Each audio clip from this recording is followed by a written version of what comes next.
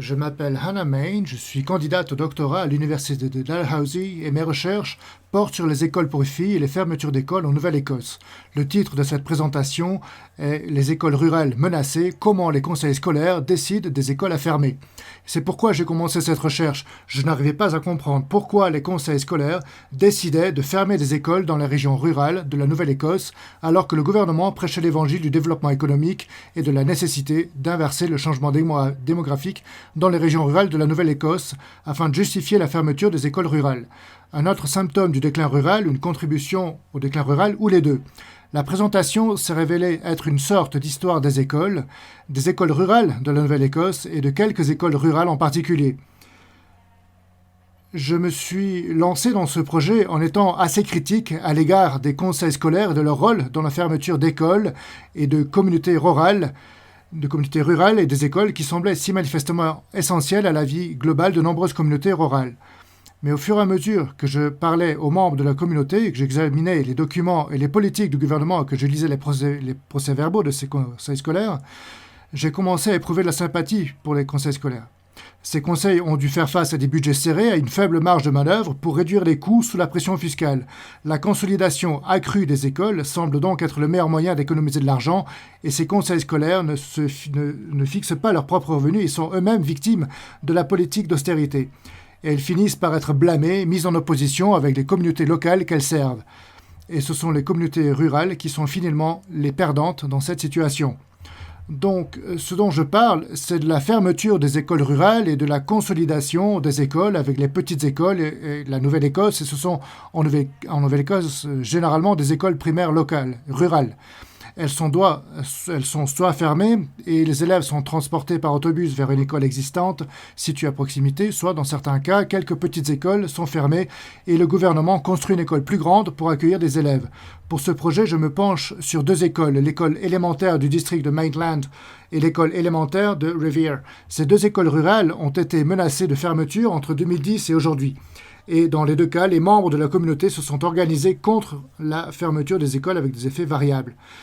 Donc, que savons-nous de la gouvernance de ces écoles rurales? Alors, je pense que la question de savoir pourquoi les écoles rurales ferment est en fait une question de gouvernance et de gouvernance des écoles rurales en Nouvelle-Écosse, comme ailleurs au Canada, qui a commencé par un système très décentralisé pour les colons dans les petites communautés, finançant et assurant leurs propres enseignants. Donc, si vous vouliez une école dans votre communauté, il suffisait de réunir un groupe de personnes et de collecter des fonds pour engager un enseignant et avoir une école en une seule pièce. Et j'ai trouvé cette citation du maître d'école du centre de Rowden School en 1844 très intéressante. En fait, elle a été financée par 22 hommes d'église. Et en 1864, le Premier ministre Charles Tupper a présenté la loi sur l'école libre, garantissant que chaque néo-écossais puisse avoir accès à l'éducation publique. Et à l'époque de cette loi, la plupart des néo-écossais vivaient en milieu rural. Il y avait 1400 sections scolaires en dehors de Halifax. Et l'idée était que les sections soient de taille standard et qu'il y ait une section scolaire. L'objectif était donc que tous les élèves se trouvent à quelques kilomètres d'une école, une école à classe unique.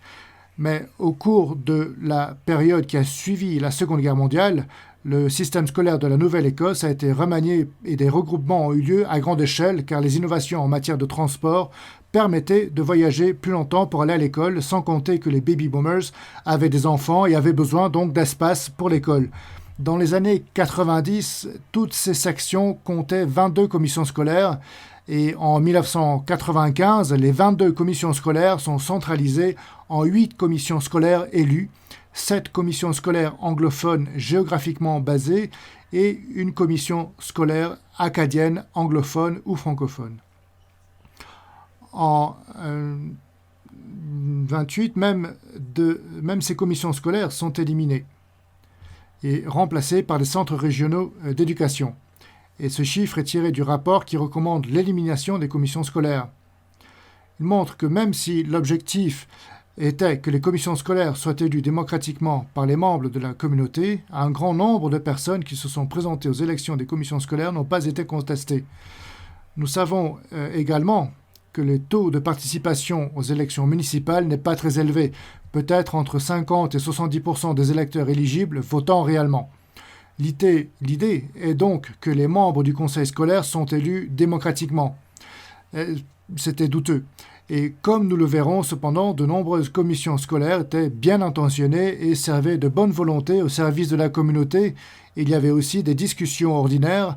Il n'y avait pas toujours une formation, une gouvernance, une éthique adéquate. Donc, entre 2009 et 2018, j'ai trouvé 34 écoles qui avaient fermé définitivement en Nouvelle-Écosse. Et dans quelques cas, c'était parce qu'elles avaient été remplacées par des bâtiments plus récents. Mais dans de nombreux cas, il s'agissait alors d'écoles rurales dans des régions à population asiatique où les bâtiments scolaires vieillissaient et où le nombre de nouveaux élèves diminuait chaque année. Les parents et les membres de la communauté ont été effrayés, à juste titre, par le processus d'examen, car la majorité d'entre eux ont abouti à une recommandation de fermeture. Ainsi même, les membres des conseils scolaires qui sont chargés de la gouvernance des écoles et du processus d'examen des écoles n'étaient pas très enthousiastes à l'égard de ce processus. En gardant ce contexte à l'esprit, examinons la situation de l'école élémentaire Fatty Revere, située sur la côte sud de la Nouvelle-Écosse. L'école, que nous appelons aussi Press, est située dans une région pittoresque du comté de Wittenberg, près des plages populaires de la province. L'école s'est fait un nom en tant qu'endroit très spécial et au cours de mes recherches sur l'école, j'ai entendu dire qu'il y a des familles dont la décision de s'installer dans la région était au moins partiellement motivée par la qualité de l'école. Mais en 2011, l'école était placée sur une liste d'écoles à examiner. Le processus d'examen de l'école n'avait même pas commencé, juste l'idée qu'un processus d'examen de l'école allait finir par démarrer et les parents et les membres de la communauté ont immédiatement commencé à se mobiliser.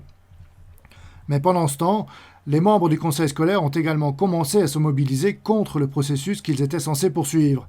Et la correspondance a révélé, par la demande de la loi sur la liberté d'information, a montré que les membres du conseil scolaire ont conspiré pour arrêter totalement le processus de révision de l'école. Et les documents montrent qu'ils se sont même rencontrés en dehors de leurs fonctions officielles au domicile d'un membre et au Betty Rivera pour au moins en discuter. Puis, lors de la réunion officielle, une majorité d'entre eux a voté l'arrêt du processus d'examen des écoles, ce qui a surpris les membres qui n'étaient pas présents à cette réunion étrange. Le ministre de l'Éducation a pris la décision de renvoyer l'ensemble du conseil qui a finalement été remplacé par un nouveau conseil. Et en 2012, le nouveau conseil a chargé Deloitte de faire un rapport sur la presse pour décider s'il fallait poursuivre le processus de révision des écoles. Donc, il n'a pas fait les recommandations de Deloitte et le conseil a voté pour fermer l'école primaire Rivera et l'école primaire Pence. Les districts scolaires voisins attendaient la construction d'une nouvelle école. Cette motion allait revenir hanter le conseil. Parce que les écoles n'avaient pas vraiment le choix de savoir si et où les nouvelles écoles étaient construites. C'était donc le pouvoir du Conseil et du ministère de l'Éducation. Et en votant la fermeture de 2 écoles et la construction d'une nouvelle, la South Shore Regional School Board s'était engagée dans quelque chose qu'elle ne pouvait pas suivre. Mais ça dépendait du ministère de l'Éducation. Son engagement n'a jamais été pris par le ministère de l'Éducation, mais pensant qu'ils devaient donner suite à leur vote sur leur motion en 2017, et le conseil scolaire a fixé une date pour la fermeture des petites écoles. La fermeture de l'école dans une communauté rurale en pleine croissance semblait totalement contre-productive par rapport aux objectifs du gouvernement, tels que définis dans le rapport de 2014, qui mettait en garde contre un effondrement démographique à venir, en particulier dans les régions rurales de la Nouvelle-Écosse. Et j'ai donc parlé à certains des parents et des enfants des membres de la communauté qui font partie de la Greater Bighted Area Community, dont l'objectif était de sauver l'école. Ils étaient prêts à se donner beaucoup de moyens et de mal pour sauver l'école. Et ils ont fini par réunir l'argent nécessaire pour engager un avocat et poursuivre le conseil scolaire en justice. un juge provincial a donc décidé dans une injonction que la motion visant à fermer les écoles était erronée. Et c'était ça au début de l'année 2018 aussi, début de l'année 2019, le rapport de police a été publié. Il s'agissait du rapport rédigé par Evie Glees, le consultant qui a recommandé la dissolution des commissions scolaires et une recommandation que le gouvernement provincial a immédiatement mise en œuvre. Et depuis lors, pour autant que je sache, il n'y a pas eu de processus de révision des écoles ou de fermeture d'écoles en Nouvelle-Écosse. Je suis très intéressé à savoir pourquoi c'est le cas, et c'est une chose dont j'aimerais discuter avec tout le monde pendant cette période de discussion. Alors, l'histoire des écoles élémentaires du district de Maitland, une autre école rurale de la Nouvelle-Écosse, qui fait l'objet d'un processus de révision, et c'est très différent de celle des adolescents. Contrairement à l'enseignant, River Maitland et ses environs était sans aucun doute en zone de déclin et la communauté a perdu sa banque, sa station-service, son église qui était unique, puis l'école qui fait l'objet d'une révision. Donc le processus de révision a commencé en 2012 et l'école a fermé en 2015 et la communauté s'est donc mobilisée contre la fermeture de l'école. Mais leurs efforts ainsi que ceux des communautés de Wentworth et de River John qui font partie donc du même conseil scolaire et qui ferment en même temps, eh bien ces efforts ont finalement échoué. Et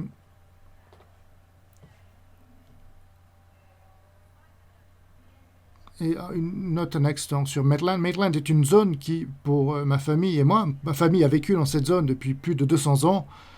J'y ai passé mes premières années et un habitant m'a fait visiter l'ancienne école qui a été réaffectée. Il s'agit maintenant, c'est une maison privée.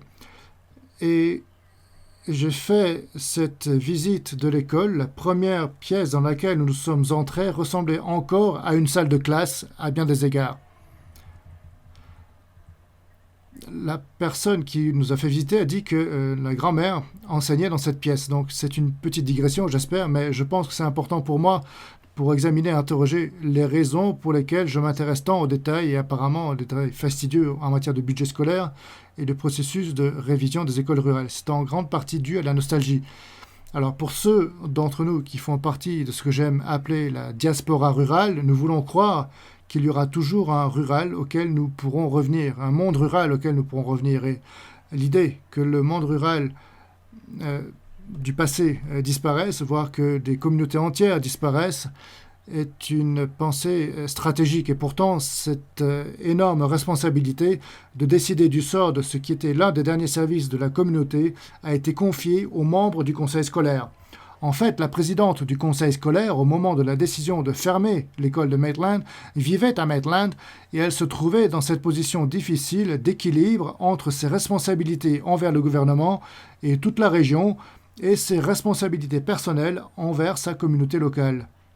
Mais le développement communautaire ne fait généralement pas partie du mandat d'un conseil scolaire.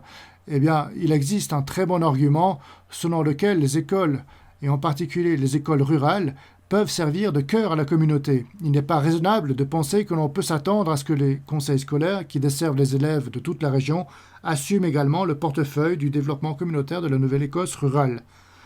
Mais si elles ne le font pas, qui le fera ? Ce qui m'amène à cet autre concept d'école pivot. Cette idée est née de l'activisme communautaire contre la fermeture des écoles en Nouvelle-Écosse. L'idée, c'est de dire, si nous utilisons des écoles pour autre chose que des écoles, nous pouvons donc collecter d'autres services et rassembler d'autres services dans ces bâtiments afin que cela ne coûte pas aussi cher à la commission scolaire pour entretenir le bâtiment. Il y a déjà quelques exemples de cela donc en Nouvelle-Écosse, comme des écoles qui partagent leurs espaces avec des bibliothèques publiques et des salles de spectacle, et pour les groupes communautaires qui essayent de sauver leurs vraies écoles, l'idée d'un modèle d'école pivot, Hub School, leur a donné donc l'espoir de voir leurs écoles rester ouvertes.